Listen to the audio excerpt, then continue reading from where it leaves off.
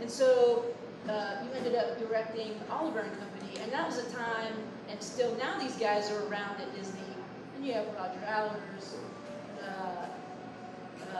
Joe Rampt, Glenn Keane, all these guys. How did you end up in the director's role? How did that come about? Robert, did you go out, did you think, all right, I want to direct it, even after it, or did you, or how did that happen? This is one of those situations where you're in the right place at the right time. I really think fortune has a lot to do with, I don't know, people's careers. I had a painter, somebody who I took a painting class with, who had this great expression. I hope you understand, but he goes, chance favors the prepared. And I always thought, you know what, it took me about a year to get that, but I just happened to be at the right place at the right time. I was at Disney, and at the time Disney was going through this enormous shift in ownership. Ron Miller had been running the studio. He was pushed out. It wasn't pretty. Roy Disney came in. This would have been Walt Disney's nephew.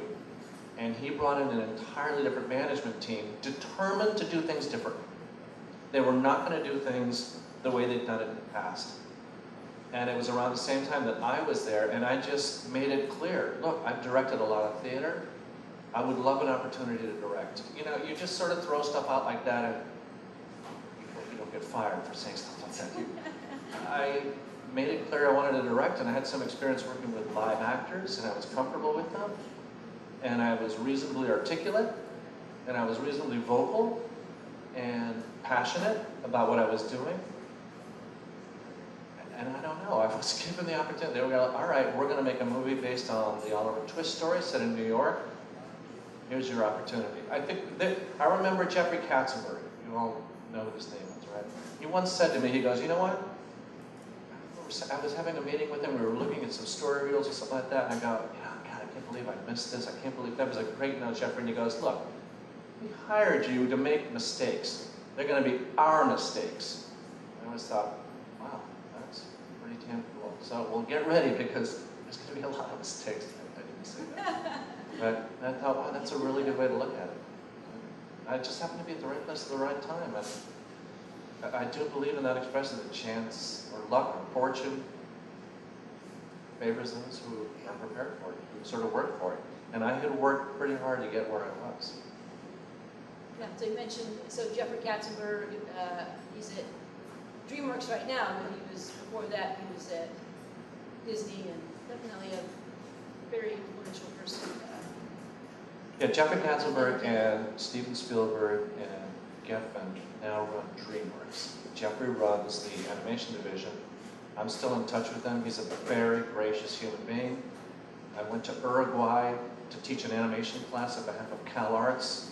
Maybe you've heard of CalArts. It's an animation school in California, because I spoke fluent Spanish. I went and I happened to see Kung Fu Panda in Uruguay. Oh, that's cool. It's pretty awesome. It was pretty awesome. And the Spanish there is a little bit different, so I was like, wow, this sounds weird, but anyway. And I wrote Jeffrey a note, and he wrote me right back. I mean, I thought, wow, you know what? Years and years later, he and I are still in touch. And occasionally I'll send him an email after seeing Kung Fu Panda, and what was the latest one? Well, it's Kung Fu Panda 2. There's Kung Fu Panda 2, Mastermind, Megamind. Megamind. These were all really good movies. I thought they were very good movies. And anyway, very gracious and a real decent human being. I've been well treated. Yes, I'm nice. not sure why. Kung Fu Panda, directed by Jennifer Young. Yeah, you saw her. Yeah.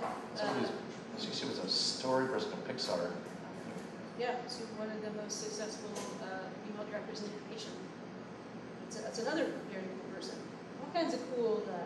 Probably the hardest thing in the Q&A is there's so many cool tangents to go on. But of course, not as cool as me. But not as cool. When she says cool, not as cool as George. I just want this clear. I mean, there's cool, and then there's just really cool. It's true. I'm sorry, I couldn't resist. What an opening. Nice. And so, Oliver and Company, so your story that you directed, they have so there's different ways to develop films, right? You hear about the lunch meetings at Pixar, or people just come with a script, or it's kind of a combination of all those things.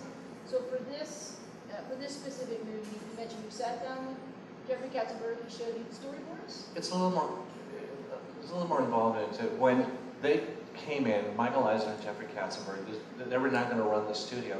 They asked all the animation story people and directors in what would they call a gong show, pitch ideas. Come to this meeting, we're going to provide lunch, throw out a bunch of ideas. Amongst those were 3 that got made into a movie. Oliver and Company, which was just going to be animals set in New York City, the Oliver Twist story by Charles Dickens. The Little Mermaid, Hans Christian Andersen, that was pitched at the same time and greenlit, and I believe Rescuers Down Under. So all 3 came out of that one meeting. This was 1986, 85.